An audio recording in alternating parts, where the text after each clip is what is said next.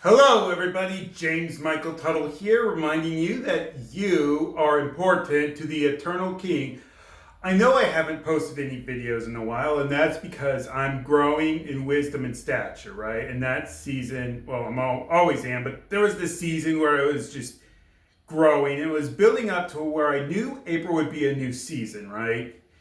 And it's funny because God doesn't think of seasons in life the same way we do. He's eternal. His life just is. His life just serves us. But we do experience in a very linear way because of the death and corruption in the world. And he's constantly having to renew our minds. Which gets me to what really transitioned this new season. And you are going to see a huge difference in my preaching.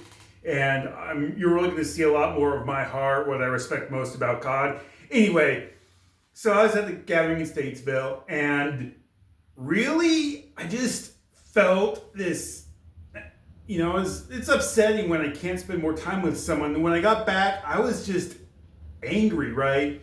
But what was going on is I like spending time with people. And there's a lot of carnal wisdom in the love languages, but there's some truth to, certain ways we tend to express love. Anyway, mine is quality time.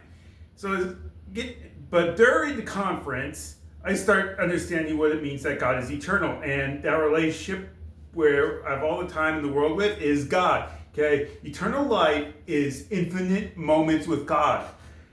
So really, we weren't meant to really think of just Him being past and future as well. I mean, like I said, because of the death in the world, we do have to remember that. Like, He was always in our past, right?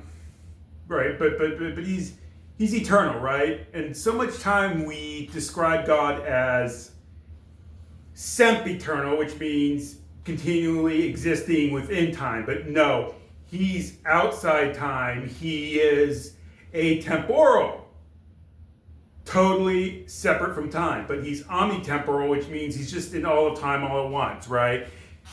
And so what happens when you see that this eternal King values us, right? Like, I don't know if you know this, but the union Jesus had with the Father was the same as it was, always been. Like, at the cross, at His birth, even now ascended at the right hand of the Father, never changed, right? The only difference is He doesn't feel the voice of death and corruption, right? He no longer has to deal with that, right? Anyway, so even the fruit of the Spirit and the fruit of God's life, that's not the destination. God is. Right? And that's really healed my heart from relationships. And I entered so many relationships thinking I have limited time with them, but not anymore.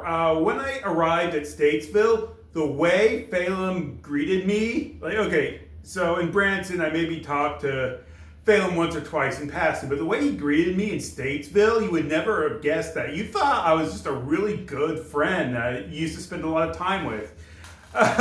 So we do have this connection that goes beyond time. And that's really where a lot of my struggle with singleness comes from, and just relationships in general. I wish I had more time with people from the past, better quality time with people in the past. But yeah, that's the thing. That's when we see Jesus was raised from the dead and we believe in that eternal life, we get raptured up into that life where every moment's just a moment with God, right? And it's just going to always be that way forever, just non-stop, to the point where we're raised from the dead. We're not even going to be thinking about past or future anymore. Anyway, that's what I wanted to say. This means just be expecting a lot more from me, a huge difference in my postings. I'm James Michael Tuttle, and remember, if you've seen the empty tomb, you've seen the Father.